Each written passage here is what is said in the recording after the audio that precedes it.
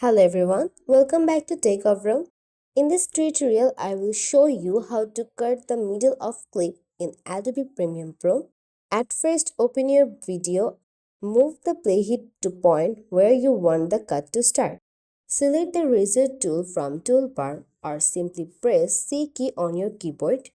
Now click once on your clip at the point to make your first cut. Next, move the playhead to where you want the middle section to end and click again to make your second cut. Switch back to selection tool, click the middle section you just cut out and press delete on your keyboard. That remove the unwanted part.